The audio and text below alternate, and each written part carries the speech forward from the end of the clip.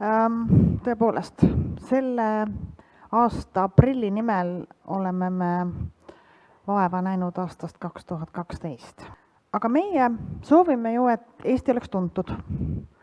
Ja me soovime ka seda, et Eesti oleks tuntud läbi oma loovisikute, läbi autorite. Et autorid on need, keda meie saame toetada. Me saame luua neile tingimusi, et neil oleks mõnus oma tööd teha, ehk luua. Aga me saame neile luua tingimusi, et nad oma tööga jõuaksid üle kogu maailma tuntuse saavutada. Ja just nende autorite töö kaudu me teemegi Eestit suuremaks. Sügisel tõi minu hea kolleeg Maria-Kristiina New Yorgist Patti Smithi raamatu Devotion. See on ilmunud sarjas Why I Write, miks ma kirjutan. Ja seal oli lõik päris alguses, kus Patti Smith oli näinud, otsides hoopis midagi muud internetist, risttuules filmi treileri. See lummas teda. Lihtsalt ka nii palju, et ta uuris lähemalt, mis koht see Eesti niisugune on, mis ajalugu, mis teema. Ehk et see ongi ju see, mida meie kõik tahame, et Eesti oleks tuntud, et Eesti kõnetaks. No Eesti autorite looming on kõnetanud näiteks kõiki neid 30 000 lugejad, kes on ostnud endale Andrus Kivirähu prantsuskeelse mees, kes oskas ussisõnu. Kindlasti ka juba neid lugejaid, kes on lugenud Jaan Krossi Kolme katku vahel esimest 2 köidet. 3. köide peaks ilmuma just nüüd aprilliks, Londoni raamatumessiks. See on see, mida me tahame. Ka Tõde ja õigus loodetavasti näeb trükivalgust just nüüd aprilliks. Kõik on selle nimel vaeva näinud. Me tahame, et Eesti loojate looming oleks inspiratsiooniks ka teistele. See on, ma arvan, kõige suurem õnn, kui me saame leida just nimelt niisugusi väikeseid meeldetuletusi meie kirjanike loomingust kuskil kellegi teise inspiratsiooniallikana. Londoni raamatumess on siis üks maailma suurimatest ja olulisematest.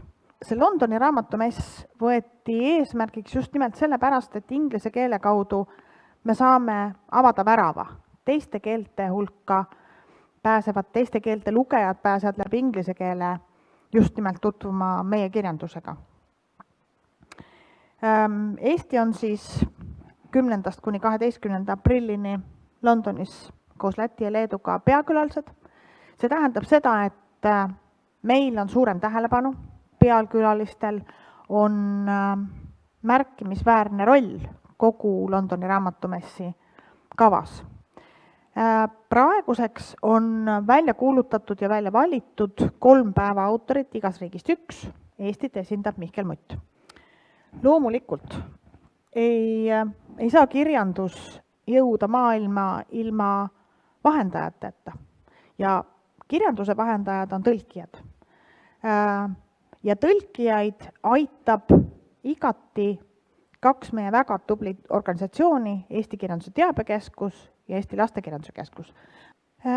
Kui me sättisime plaane Londoniks, siis me iseenesest tegime nii-öelda naljatlemisi, et Eesti saab 100, et me võiks ju seada endale eesmärgi, et Eesti Vabariik 100 on ka 100 Eesti kirjandusteost tõlgitud inglise keelde. Pean kohe raporteerima, see plaan ja eesmärk on ületatud. Hetkeseisuga on neid teoseid juba 110 ja on teada, et sellel aastal ilmub neid veel terve hulk ja ka järgnevatel aastatel. Nii et juba see on hea tulemus. Londoni raamatumess on puhas professionaalide mess. Seal ei saa osta raamatuid, tavainimene tänavalt ei saa astuda sisse ja valida endale lemmikkirjandust ja seda lettidelt osta.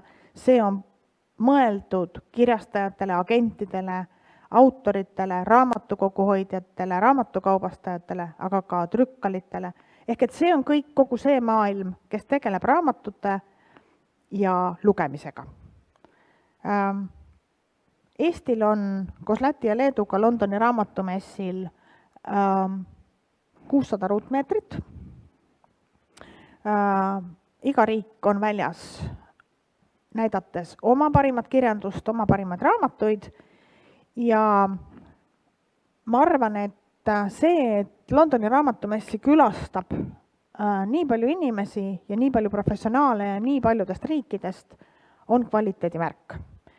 Ja luban siinkohal ka, et enne kui me läheme kõik Londoni raamatumessile, tutvustame umbes nädal enne täpsemalt ka programmi, mis toimub messil ja mis toimub ka sellele järgneval nädalavahetusel, sest et kui meil juba on Eesti tähelepanu keskmes, siis me ei saa seda kindlasti kasutamata jätta ja korraldame ka nii-öelda väikese kultuuriprogrammiga nädalalõppu Londoni keskmes.